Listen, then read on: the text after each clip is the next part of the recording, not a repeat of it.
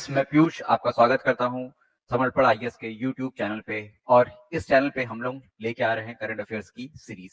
तो आज का अपना ये वीडियो शुरू करते हैं और करंट अफेयर्स की सीरीज में हम लोग कंटिन्यू करते हैं उन करंट अफेयर्स को जो कि हमारे यूपीएससी के लिए इंपॉर्टेंट है। तो चलिए आज की क्लास शुरू करते हैं। और करंट अफेयर्स जो आज का हमारा रहेगा वो है आपका यूरोपियन यूनियन डिफॉरेस्टेशन रेगुलेशन।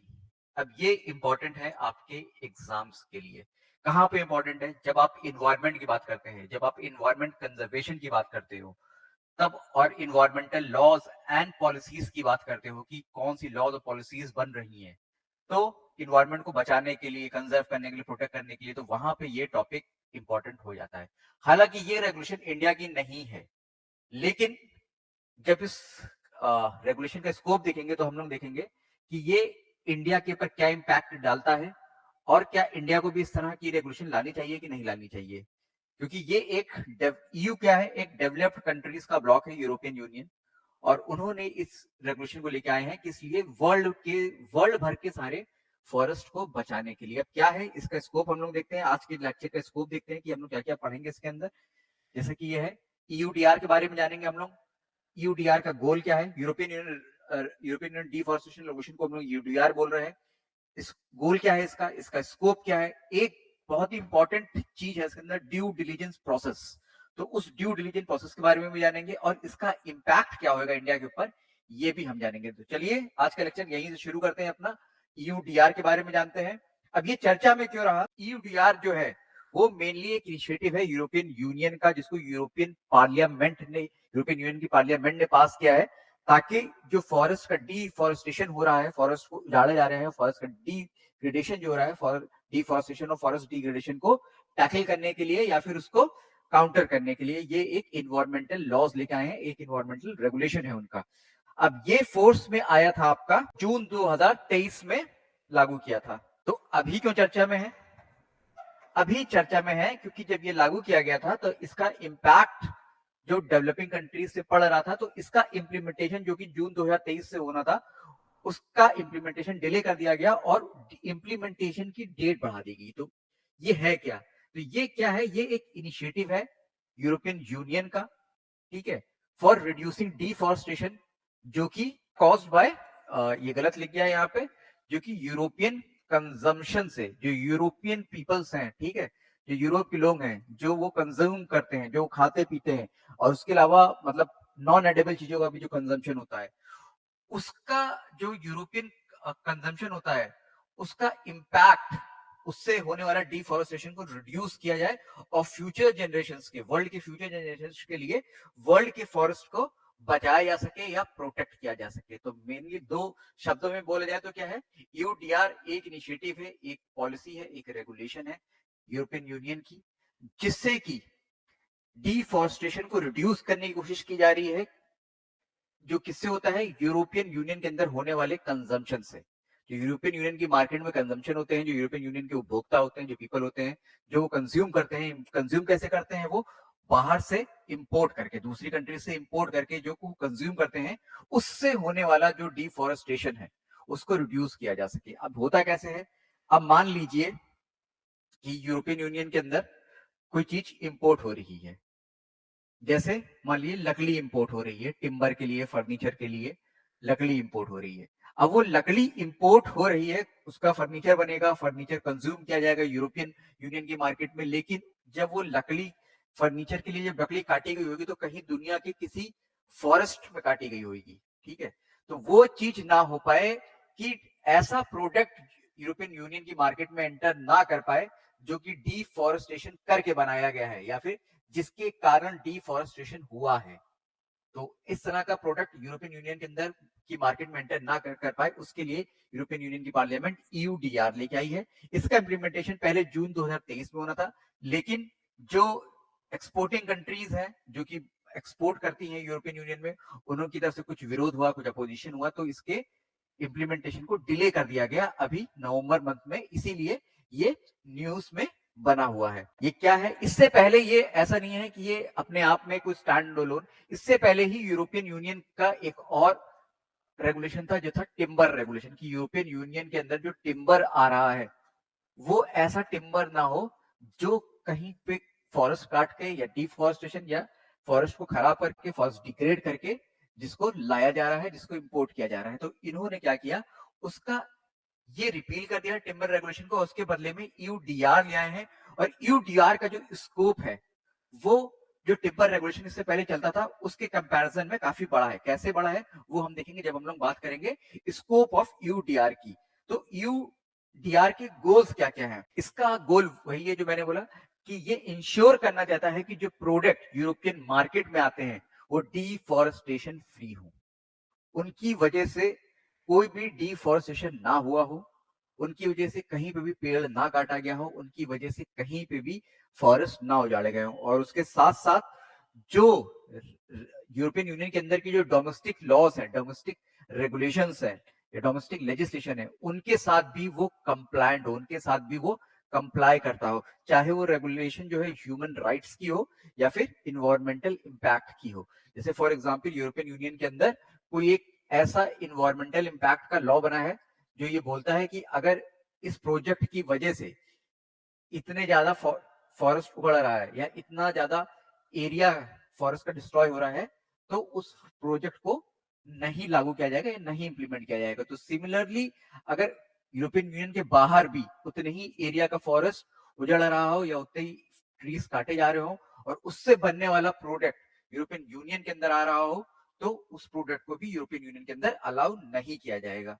और क्या करता है ये, ट्रांसपेरेंसी, जो प्रोडक्ट आ रहा है उसके बारे में ट्रांसपेरेंसी मेंटेन रखता है। ऐसा नहीं होना चाहिए कि आप प्रोडक्ट ऐसा यूरोपियन यूनियन की मार्केट में डाल दो या वहां पहुंचा दो, इंपोर्ट कर लिया जाए, जिसकी वजह से कहीं ना कहीं डिफॉरेस्टेशन हुआ हो, बस खाली आप उससे रिलेटेड जितनी इंफॉर्मेशन है उसको छुपा दो और यूरोपियन यूनियन के जो कंज्यूमर्स हैं उनको ये पता ना लगे कि इनकी वजह से, इस प्रोडक्ट की वजह से डिफॉरेस्टेशन हुआ है। तो वो ट्रांसपेरेंसी प्रमोट करना चाहता है इस मामले में कि जो भी प्रोडक्ट आ रहा है मार्केट में, यूरोपियन यूनियन की मार्केट में, उसके बारे में वहां के कंज्यूमर्स के पास फुल इंफॉर्मेशन होनी चाहिए कि वो कहां से आया है, क्या उसकी वजह से डिफॉरेस्टेशन हुआ है कि नहीं, या उसकी वजह से फॉरेस्ट डिग्रेडेशन हुआ है कि नहीं, ताकि वहां के कंज्यूमर्स अपने आप से इंफॉर्म चॉइस ले सके कि हमें ऐसा प्रोडक्ट नहीं खरीदना जिसकी वजह से कोई फॉरेस्ट बर्बाद हुआ हो और फॉरेस्ट में रहने वाली बायोडाइवर्सिटी का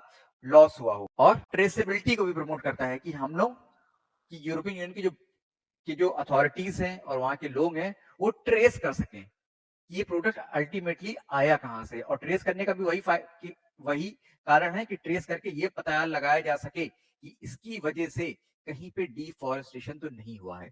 तो अब यूरोप के अंदर एक्चुअली क्या है, तो जब इंडस्ट्रियल रिवोल्यूशन का टाइम था या उससे पहले का टाइम था तो फॉरेस्ट वगैरह सारे काट दिए गए थे। तो इस समय यूरोप के अंदर अपने खुद के फॉरेस्ट बहुत ज्यादा है नहीं। अब यूरोपियन यूनियन को यह चिंता है कि हमारे तो फॉरेस्ट है नहीं, लेकिन जो बाहर के फॉरेस्ट है वो कंजर्व रहें, वो प्रोटेक्टेड रहें और ऐसा ना हो कि हमारे, क्योंकि वहां पे स्टैंडर्ड ऑफ लिविंग हाई है तो बहुत सी चीजें ऐसी हैं जिसके लिए फॉरेस्ट काटे जाते हैं, वहां पे एग्रीकल्चर एक्सपेंशन होता है या फिर उस प्रोडक्ट के लिए फॉरेस्ट काटे जा रहे हो। इस तरह के हम अभी बात करेंगे कौन कौन से ऐसे प्रोडक्ट हैं जो कि कवर किए गए इस रेवोल्यूशन में। तो वो चाहते हैं कि ऐसा ना हो कि जो हिस्ट्री में हमने गलती करी हो वो हमारे आज के कंज्यूमर, आपकी जो प्रेजेंट जनरेशन है वहां की, वो गलती करे और उसकी वजह से वो प्रोडक्ट कंज्यूम ना करें जिसकी वजह से वर्ल्ड में कहीं फॉरेस्ट का लॉस हो रहा हो, डिफॉरेस्टेशन हो रहा हो। तो ये इसके गोल थे। अब ये अप्लाई किस पे होता है, उन ट्रेडर्स पे, उन ऑपरेटर्स पे, उन इंपोर्टर्स पे जो कि ईयू के अंदर रहते हैं, जो कि उन प्रोडक्ट्स को, ऐसे प्रोडक्ट्स को ईयू की मार्केट में इंपोर्ट करते हैं।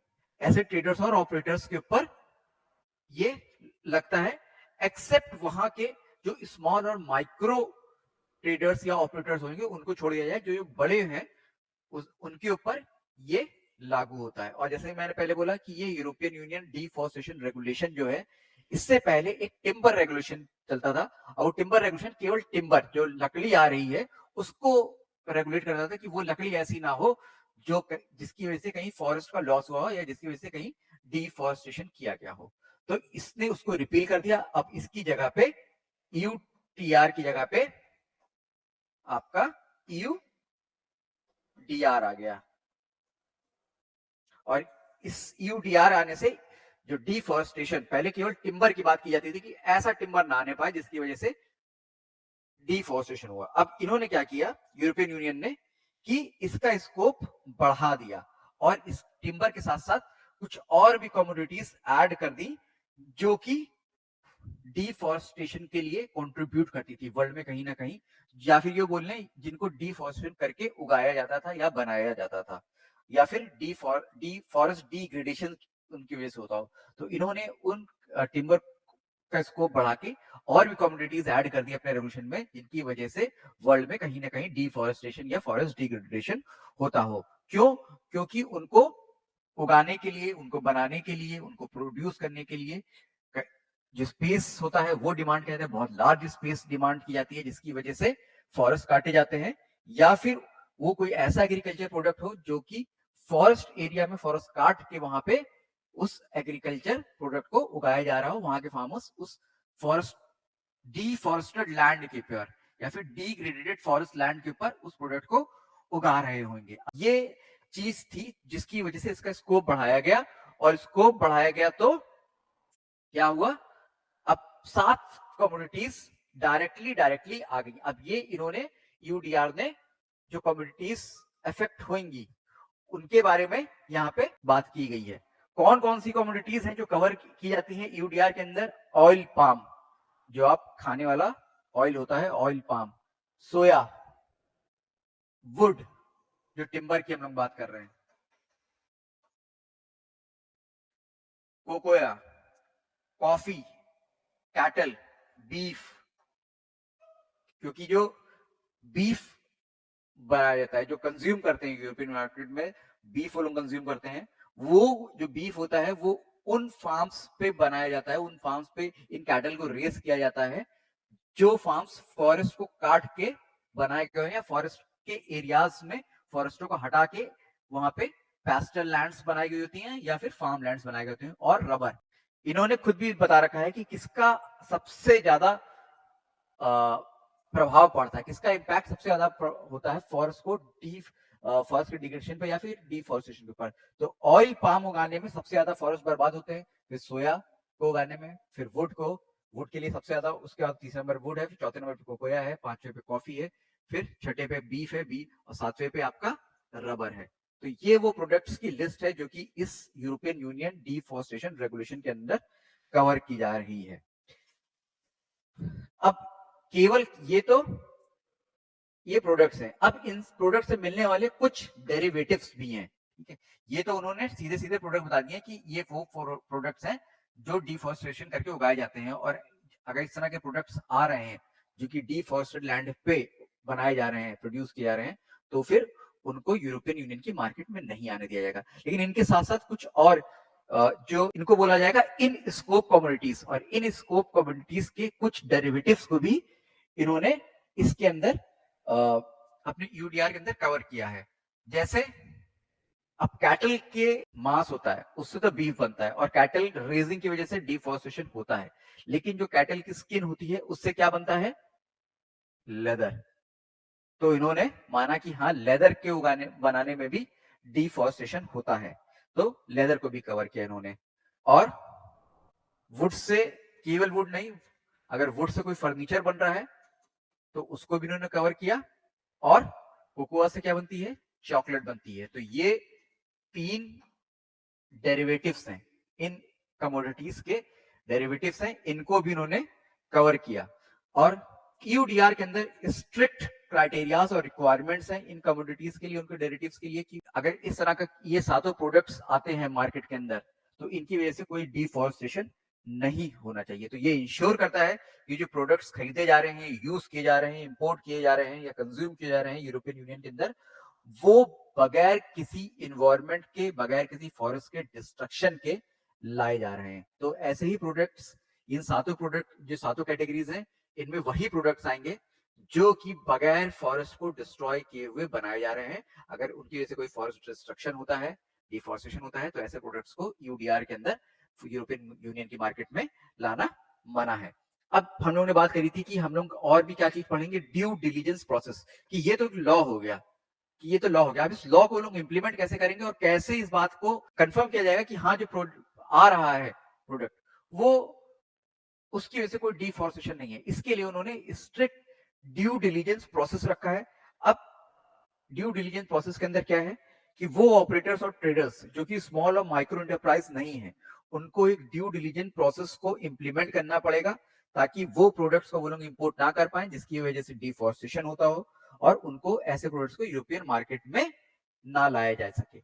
अब उनको ड्यू डिलीजेंस सिस्टम जब इंप्लीमेंट करना है या प्रोसेस इंप्लीमेंट करना है, उसके लिए उनको कुछ इंफॉर्मेशन कलेक्ट करके रखनी पड़ेगी और वो इंफॉर्मेशन को अपनी अथॉरिटीज को प्रोवाइड भी करना पड़ेगा ताकि फुल ट्रांसपेरेंसी बनी रहे और अथॉरिटीज जो है यूरोपियन यूनियन की वो ट्रेस कर सके कि ये प्रोडक्ट बगैर किसी फॉरेस्ट को नष्ट किए हुए हमारे मार्केट में आ रहा है। तो क्या क्या इंफॉर्मेशन को चाहिए कि जो कमोडिटी है उसका फुल डिस्क्रिप्शन, जो भी वो फॉर्म देंगे, जो भी प्रोसीजर बताएंगे उसके अकॉर्डिंग फुल डिस्क्रिप्शन देना पड़ेगा।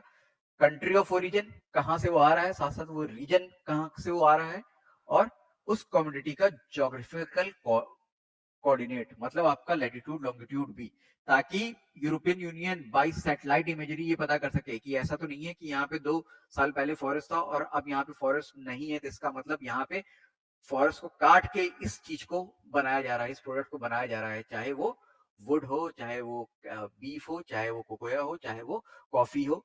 ठीक है, क्योंकि जो कॉफी प्लांटेशन वगैरह जो होते हैं वो ज्यादातर डीफॉरेस्ट लैंड पे ही उगाए जाते हैं, मतलब कि फॉरेस्ट को काट जाता है और वहां पे कॉफी प्लांटेशन उगाए जाएंगे या फिर वहां पे कोकोआ प्लांटेशन उगाए जाएंगे, यहाँ पे या फिर वहां पे लाइव स्टॉक के फार्म्स बनाए जाएंगे या फिर रबड़ प्लांटेशन उगाए जाएंगे। तो ये सब चीजें क्या कहते हैं, कंफर्म करने के लिए उनको ये इंफॉर्मेशन चाहिए और ये इंफॉर्मेशन यूरोपियन अथॉरिटीज को चाहिए और इसी को बोला जाता है ड्यू डिलीजेंस सिस्टम। इस ये इंफॉर्मेशन के थ्रू जो वहां के अथॉरिटीज हैं वो कंफर्म करेंगी कि हाँ ये जो प्रोडक्ट है वो डिफॉरेस्टेशन फ्री है टोटली, और फिर उसको अलाउ की जाएंगी। अगर उनको लगेगा कि डिफॉरेस्टेशन हो रहा है तो वो नहीं आने देंगी। इसके साथ साथ जो ऑपरेटर्स हैं उनको एक रिस्क असेसमेंट भी बताना पड़ेगा कि कहीं ऐसा तो वो कहीं ऐसे तो जगह से तो सोर्स नहीं कर ले रहे हैं प्रोडक्ट अपना जहां से उनको खुद को भी ना मालूम हो लेकिन जो एक्सपोर्टिंग कंट्री है वहां डिफॉरेस्टेशन हो रहा हो। तो उनको रिस्क असेसमेंट करके बताना पड़ेगा कि हमने रिस्क असेसमेंट कर लिया कि हमारे में कोई भी डिफॉरेस्टेशन वाला प्रोडक्ट नहीं है। और कंपनीज को ऐसा स्टेटमेंट, ड्यू डिलिजेंस स्टेटमेंट अपना सबमिट करना पड़ेगा जो कि ये सारी इंफॉर्मेशन कंटेन करे और जिसको यूरोपियन यूनियन की अथॉरिटीज मॉनिटर कर सके ताकि उसका उनका जो रेगुलेशन है उसका स्ट्रिक्ट कंप्लायंस हो सके और वो प्रोडक्ट को ट्रेस भी कर सके, ताकि ये वेरीफाई करने के लिए कि जो प्रोडक्ट आ रहा है वो सस्टेनेबल प्रोडक्ट प्रोडक्शन टेक्निक से सस्टेनेबल प्रोडक्शन से ही बन के आ रहा हो। ठीक है, तो ये चीज कंफर्म करने के लिए ये इंफॉर्मेशन उनको चाहिए और इसी को बोला जाता है ड्यू डिलीजेंस प्रोसेस अंडर यूडीआर। इसके साथ साथ हम लोग को थोड़ा सा और पढ़ना है। अब रिसेंटली क्या हुआ, वो क्यों ये खबर न्यूज में, वो मैंने बता दिया कि यूरोपियन यूनियन ने इसको इसको इस रेगुलेशन को जून 2023 से लागू करना था, लेकिन अब उन्होंने इसका जो डिले कर दिया है इसका इम्प्लीमेंटेशन, उसकी वोटिंग हुई यूरोपियन यूनियन पार्लियामेंट में और इसके फेवर में, डिले करने के फेवर में उन्होंने वोटिंग कर दी है कि इसको कुछ टाइम के लिए डिले कर दिया जाए। तो उन्होंने 2 टाइमलाइन दी है कि जो लार्ज ऑपरेटर्स हैं या लार्ज एक्सपोर्टर्स हैं कंट्रीज के, उनको उन्होंने टाइम दिया है दिसंबर 30, 2025 का, क्योंकि एक सिस्टम बनाना इसके अंदर कि ये सारी क्योंकि पहले तो क्या होता था कि वो अगर उनको बीफ भेजना है तो वो बस अपने लाइफ स्टॉक फार्म पे बीफ काटा, कैटल काटी और क्या कहते हैं बीफ भेज दिया, कोकोआ भेजना है पैकिंग करी, हार्वेस्टिंग करी, पैकिंग करी, भेज दिया, चॉकलेट बना के भेज दिया या तो। लेकिन अब उनको जो भेजेंगे तो उनको ये सारी इंफॉर्मेशन कलेक्ट करनी पड़ेगी। अब ऑब्वियसली छोटे छोटे जो ग्रोवर्स होते हैं, छोटे छोटे जो फार्मर्स होते हैं, वो ये सब चीजों को कैसे, उनका फार्म कहाँ पे है, क्या उसके जोग्राफिकल कोऑर्डिनेट्स वो बता पाएंगे या फिर मतलब उनको मालूम होगा इसके बारे में जोग्राफिकल कोऑर्डिनेट्स क्या है, तो वो चीज नहीं कर सकते हैं।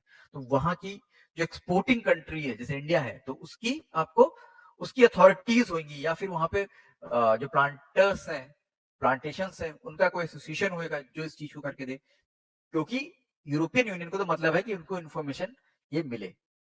तो इस वजह से ये इंफॉर्मेशन कलेक्ट करने में, ये इंफॉर्मेशन बनाने में, ये सिस्टम बनाने में, ताकि डायरेक्टली इस तरह की इंफॉर्मेशन उस सिस्टम में फीड होती रहे, टाइम चाहिए। तो एक लार्ज एक्सपोर्टर को टाइम दिया गया है कि वो दिसंबर 2025 तक ये सारा सिस्टम बना ले ड्यू डिलीजेंस का, और उसके बाद जो प्रोडक्ट भेजेंगे वो डिफॉरेस्टेशन फ्री होना चाहिए या फिर यूडीआर कंप्लायंट होना चाहिए। उसके अलावा जो दूसरी कंट्रीज में रहने वाले जो माइक्रो ट्रेडर्स हैं, छोटे ट्रेडर्स हैं या छोटे एक्सपोर्टर्स हैं, उनको टाइमलाइन दी गई है जून 30, 2026 की, मतलब 6 महीने और उनको एक्सटेंड कर दिया गया है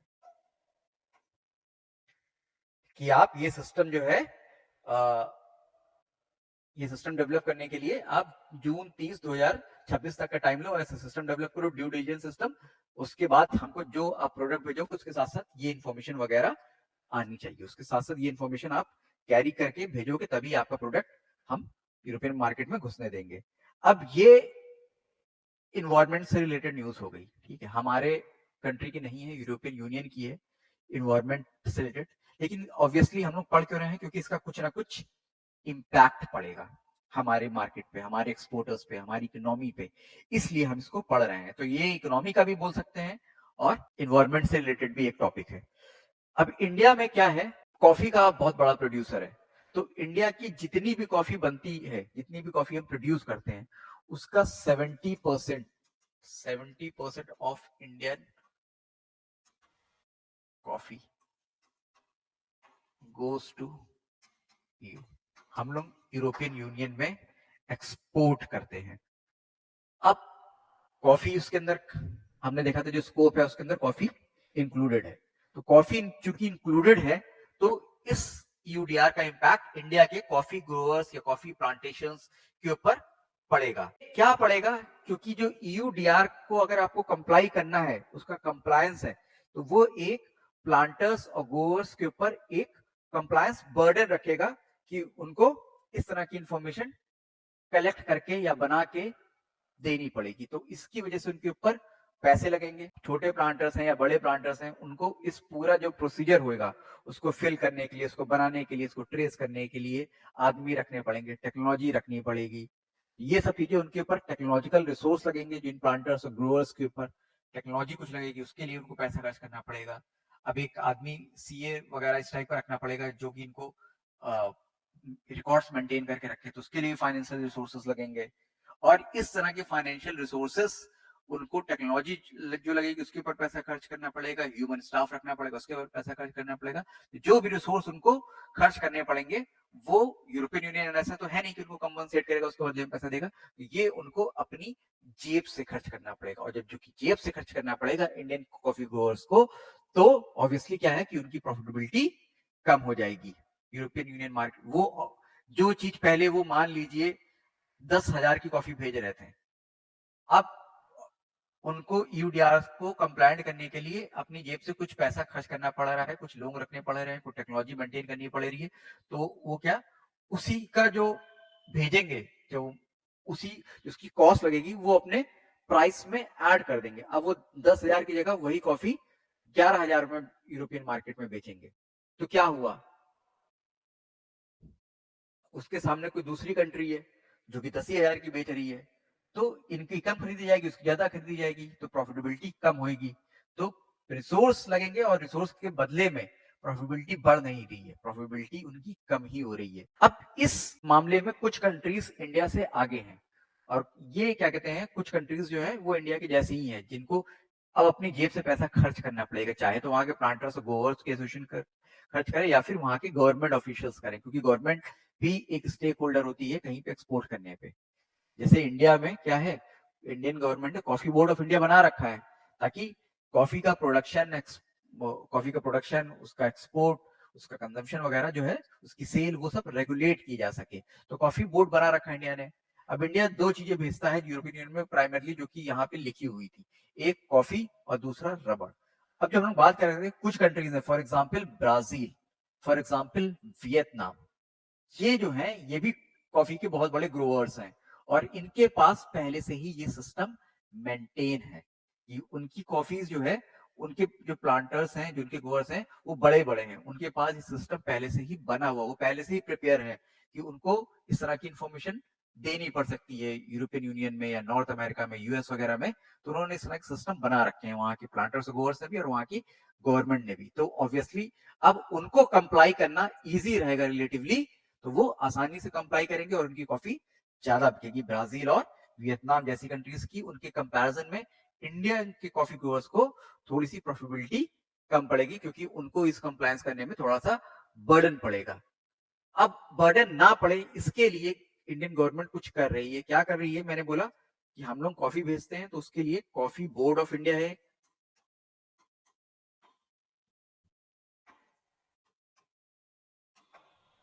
और एक रबर जो एक्सपोर्ट करते हैं उसके लिए रबर बोर्ड ऑफ इंडिया है।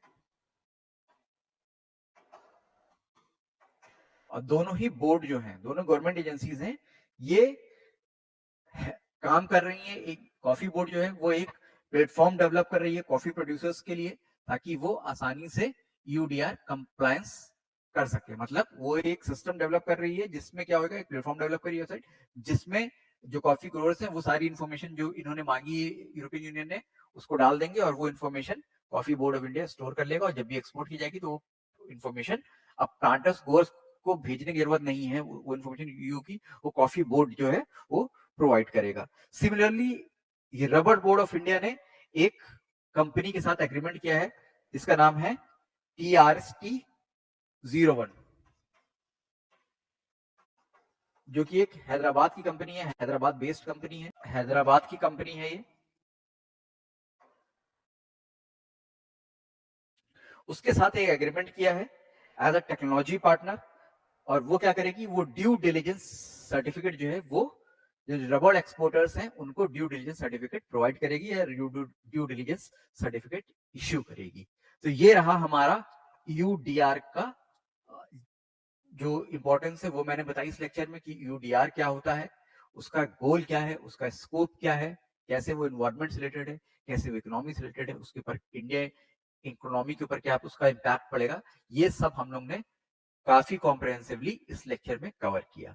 तो अगर आपको वीडियो ये हमारा पसंद आया, हमारे करंट अफेयर सीरीज का ये लेक्चर पसंद आया हो, तो वीडियो को लाइक कीजिए और हमारे चैनल समर्पण आइए सब्सक्राइब कीजिए। आपको कुछ भी डाउट है जो आपको पूछना है इससे, वो आप हमसे कमेंट बॉक्स के थ्रू पूछ सकते हैं और आपके डाउट का समाधान दिया जाएगा। ये हमारा प्रॉमिस है। और ऐसे ही आपके यूपीएससी के पर्सपेक्टिव से जितने भी इंपॉर्टेंट करंट अफेयर्स हैं उसके लिए हम एक के बाद एक लेक्चर लेके आ रहे हैं, ताकि आपको यूपीएससी का जो कोर्स करंट अफेयर्स का जो प्रॉब्लम है वो सॉल्व हो सके। ये एक आपके लिए कॉम्प्रिहेंसिव करंट अफेयर्स सॉल्यूशन है। तो चलिए यहीं पे ये लेक्चर खत्म करते हैं और मिलते हैं नेक्स्ट वीडियो में एक नए इंटरेस्टिंग टॉपिक के साथ।